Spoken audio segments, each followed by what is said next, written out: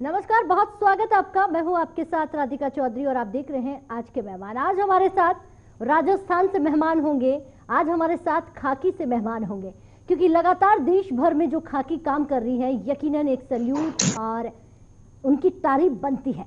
जिस तरह से इस कोरोना काल में हम सब घरों के अंदर बैठे हुए हैं, घर में सिर्फ इंतजार कर रहे हैं कोरोना खत्म होने का और अपने काम पर फिर से जाने का। वहीं खाकी के लिए कोई छुट्टी नहीं है और ना ही उन्हें घर में बैठने की इजाजत है। उन्हें सिर्फ देश की सेवा करनी है, आपकी और हमारी सुरक्षा करनी है। ये जिम्मेदारी कंधों पर होती है और कहीं हम ही वो होते हैं जिस खाकी के लिए परेशानियां बढ़ा देते हैं। आज आंकड़ा बढ़ रहा है तो गलती हमारी है कि जो गाइडलाइन है उसकी हम पालना नहीं कर रहे हैं, जो सरकार कह रही है उसे हम मानने को तैयार नहीं है। नतीजा आपके सामने है, अलग अलग राज्यों में लॉकडाउन लगा दिया गया है। और राजस्थान की अगर हम बात करें तो राजस्थान में 24 मई तक लॉकडाउन लगा दिया गया है। इसको लेकर राजस्थान के मेहमान हमारे साथ जुड़ गए। बहुत बहुत स्वागत है भागचंद मीना जी का, हमारे साथ सीधा राजस्थान से एडीसीपी जोधपुर ईस्ट से जुड़ गए। पहले तो एक सैल्यूट, बहुत स्वागत, जिस तरह से आप काम कर रहे हैं, प्राउड ऑफ यू। नमस्कार जी राधिका जी और सभी श्रोताओं को भी नमस्कार। इस कोरोना महामारी में जो कि अभी 1 साल से ज्यादा का समय हो गया है, इसमें जो पुलिस की भूमिका है वो आप सबके सामने पिछले 1 साल में देखने को मिली है। परंतु जो पहली लहर थी उसकी बजाय जो दूसरी लहर है वो बहुत ही खतरनाक लहर है। जैसा कि साइंटिस्ट भी कह रहे हैं कि दूसरी लहर इसकी बहुत गंभीर है। उसी को देखते हुए सरकार समय समय पर गाइडलाइन जारी करती है और जैसा कि हमने देखा अप्रैल महीने में जब से केसेस बढ़े हैं, उन केसेस को बढ़ने के साथ साथ सरकार अपनी जो गाइडलाइन में एक जो सख्ती है वो बरत रही है, क्योंकि आम जन लापरवाह हो गए हैं थोड़े से, क्योंकि लोग बाहर निकलने लगे, त्योहार आ गए, इस वजह से केसेस बढ़े हैं। तो अप्रैल महीने में जैसे 2-3 बार राजस्थान सरकार ने गाइडलाइन जारी की, उसमें पहले कुछ थोड़ी ढील थी, फिर अभी जो एक रेड अलर्ट महापखवाड़ा घोषित किया है सरकार ने 10 मई से 24 मई तक, उसमें काफी कुछ कंप्लीट लॉकडाउन जैसी शक्तियां दिखाई है सरकार ने कि कोई भी शादी समारोह नहीं होगा, सारे धार्मिक स्थल बंद रहेंगे।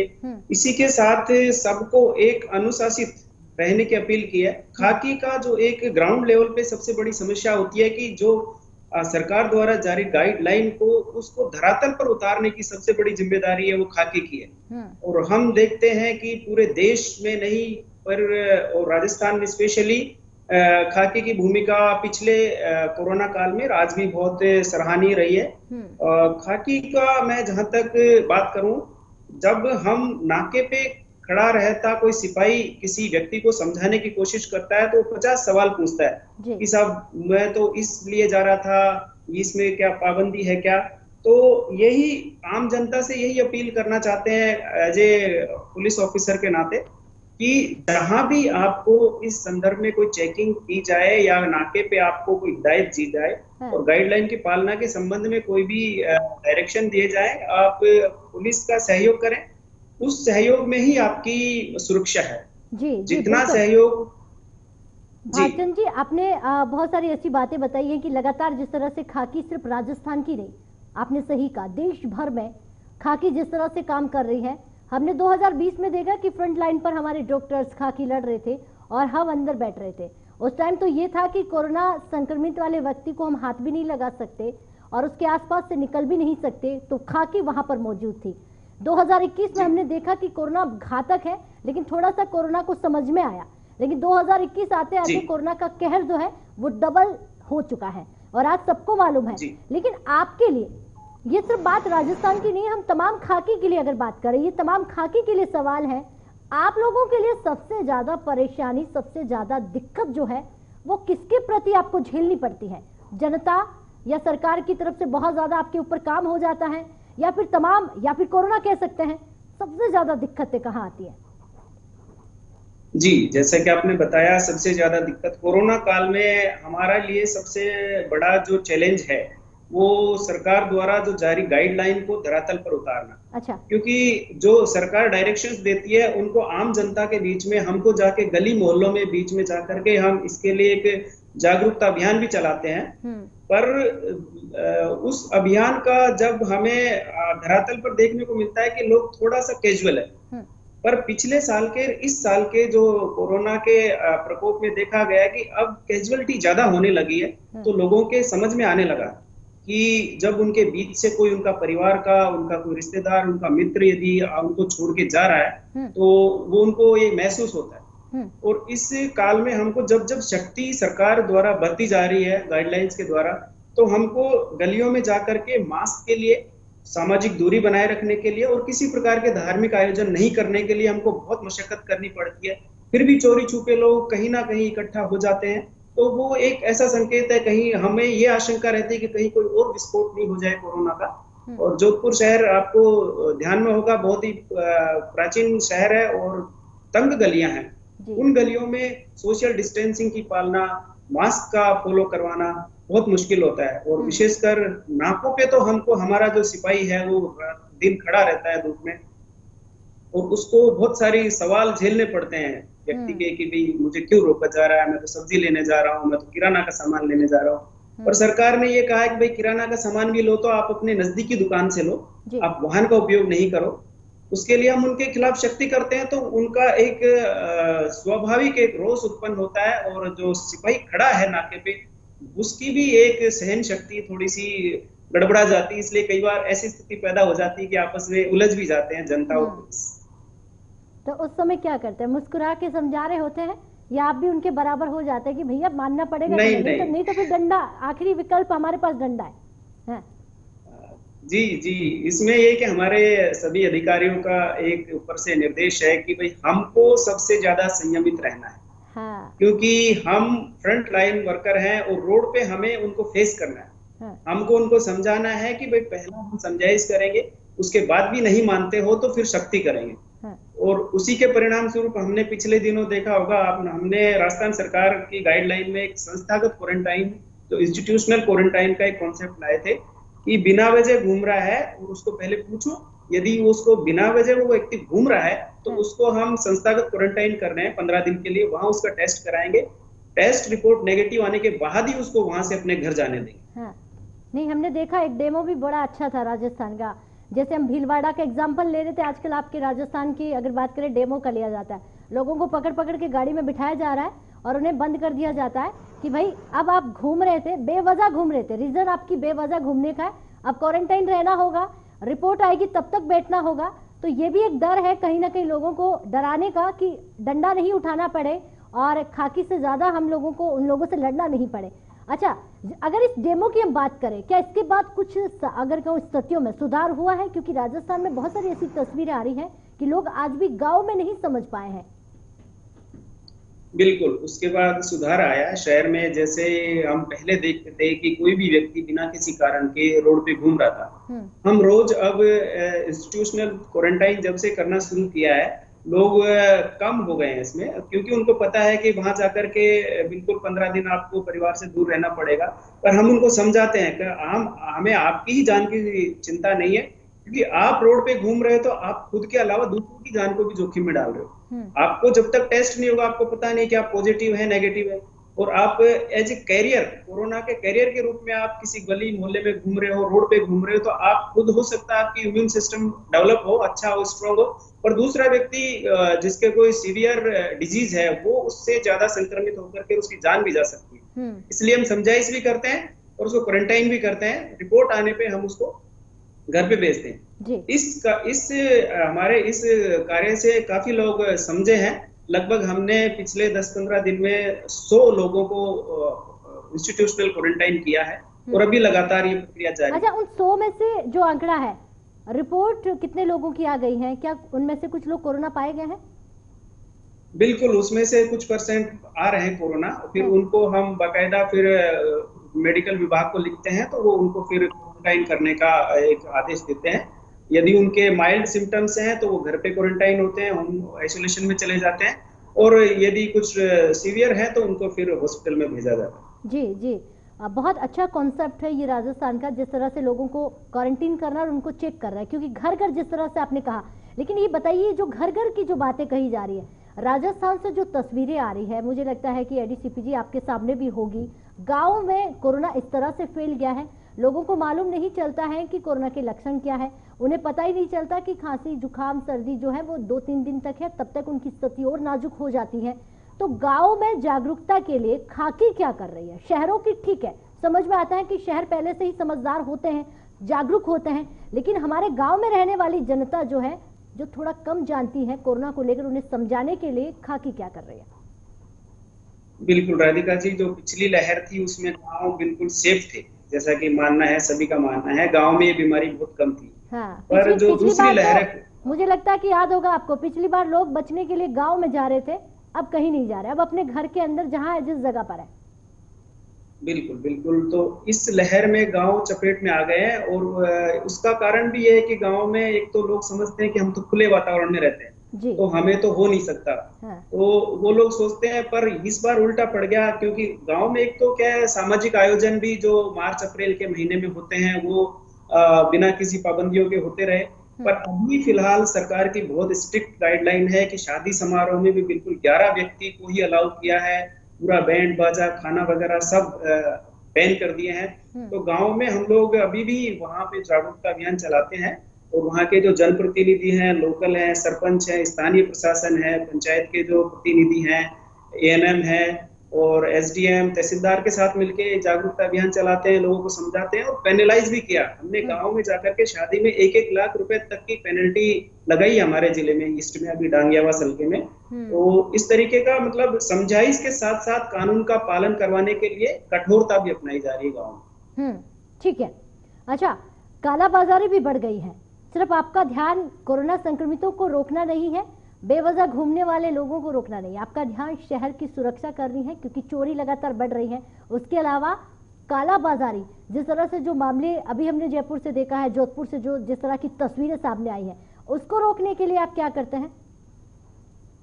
बिल्कुल, कालाबाजारी का कुछ जगह से सूचना आई है। जोधपुर में भी वेस्ट जिले से आया है कि कुछ रेमडेसिविर इंजेक्शंस का लोग स्टॉक कर रहे हैं। हाँ। इसके लिए हमने हमारे जो जिले में सभी थाना स्तर पर एक इंटेलिजेंस अधिकारी होता है, उसको सबको ब्रीफ कर रखा है कि कहीं ना कहीं या तो डेकोई करें किसी को इस तरीके से प्रेजेंट करके कि भाई इंजेक्शन चाहिए। पर अभी तक हमारे जोधपुर में वेस्ट जिले में एक घटना हुई है, उसके बाद लोगों को मैसेज चला गया कि ये पुलिस अलर्ट हो गई है। और इसी के साथ सीआईडी क्राइम ब्रांच के भी प्रतिनिधि यहाँ पर आकर के एक इंटेलिजेंस मतलब एक गुप्त रूप से उसकी जानकारी ले रहे हैं। अभी तक जोधपुर में उस केस के बाद अभी हाल फिलहाल ऐसी कोई शिकायत आई नहीं। लगातार उच्च अधिकारी भी इसको मॉनिटर कर रहे हैं। जी ठीक है, कालाबाजारी को रोकना यहाँ पर बहुत जरूरी हो जाता है। वो खाकी से उम्मीद लगाई जा सकती है। लोग जिंदगी और मौत के बीच लड़ रहे हैं, तो वहीं इंजेक्शन, रेमडेसिविर, ऑक्सीजन की जो कीमत है वो आसमान को छू जाती है, और खरीदने में कहीं ना कहीं लोग पीछे हो जाते हैं। अब अपने आप को सुरक्षित रखने के लिए खाकी क्या करती है? क्योंकि खाकी उस जगह पर है जहाँ चारों तरफ एक डरावना सा माहौल बना हुआ है, और मानसिक तौर पर कहे, जब आप अंदर से फिट हैं तो बाहर से लड़ सकते हैं। खुद को अंदर से फिट रखने के लिए क्या कुछ करते हैं? ऐसे कोई नुस्खे जो हमारी खाकी जनता को बताए कि आपसे लड़ना पड़ता है, लेकिन बहुत सारी दिक्कतों से गुजरना भी पड़ता है। बिल्कुल बिल्कुल, ये आपकी बात सही है कि हम यदि सुरक्षित हैं तो पब्लिक सुरक्षित है, और ये मैसेज हम देते हैं जागरूकता जब कैंपेन चलाते हैं जब भी। और हमारे कमिश्नर साहब ने भी हमारे लिए लाइन में एक क्वारंटीन सेंटर खोल रखा है, और उस पे 24 घंटे ऑक्सीजन और मेडिकल डिपार्टमेंट के प्रतिनिधि भी वहाँ रहते हैं। और हम डेली उनको यही कहते हैं, और हर नाके पे जाकर के उनको पानी, उनको दिन में 2 बार छाछ वगैरह की सप्लाई, काफी लोग आते हैं, सामाजिक कार्यकर्ता भी। पर हम सीधे तौर पे उनको ये कहते हैं कि हमारे तो डबल डोज लग गई वैक्सीन की, पर हमारा परिवार अभी उससे अछूता है, तो हम सारे दिन भर ड्यूटी करके वहां जाते हैं और उनको संक्रमित हम कर सकते हैं। इसलिए हमारे अधिकारी भी इसके प्रति बहुत सचेत हैं।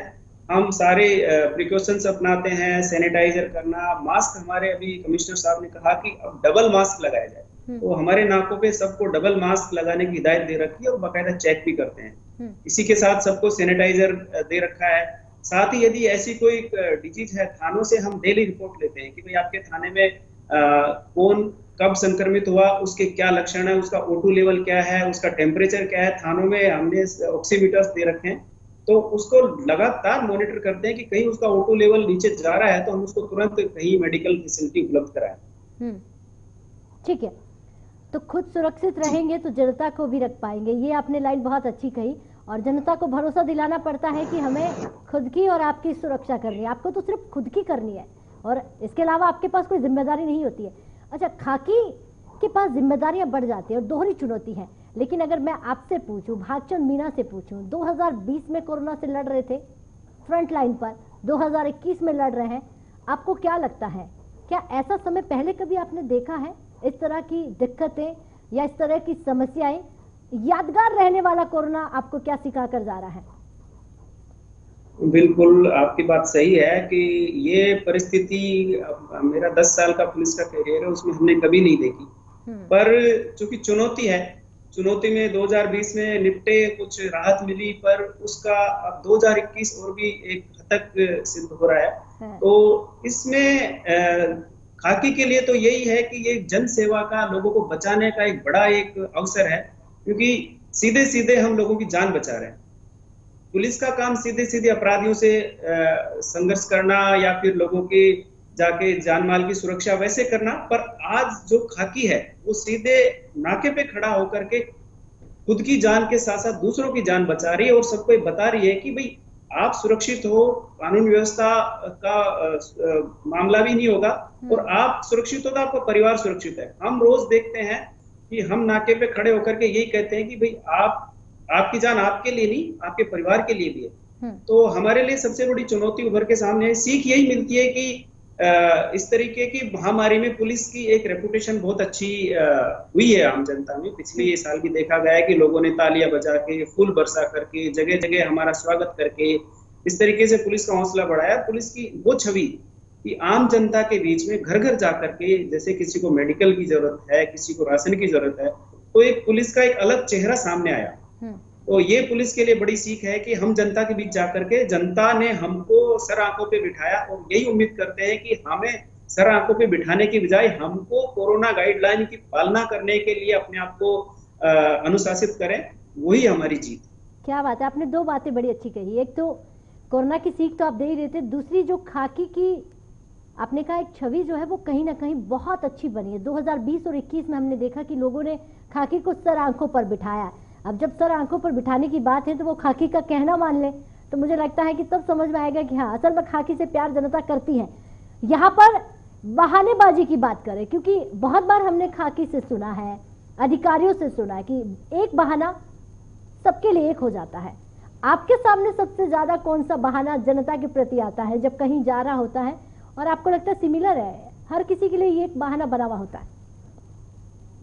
बिल्कुल, आपकी बात सही है। हर किसी के पास एक कॉमन से रीजन होते हैं कि सामान लेने गया था, सब्जी लेने गया था, किसी को हॉस्पिटल छोड़ने गया था या बस स्टैंड छोड़ने गया था। तो ये कॉमन बहाने हैं। हम इसको क्रॉस वेरीफाई करते हैं। हम नाके पे खड़े रह करके हमारे अधिकारी, कर्मचारियों, पुलिस कर्मियों को ये वेरीफाई करने के लिए बोलते हैं कि भाई ठीक है, वो जो बता रहा है उस चीज को हम वेरीफाई कर लें।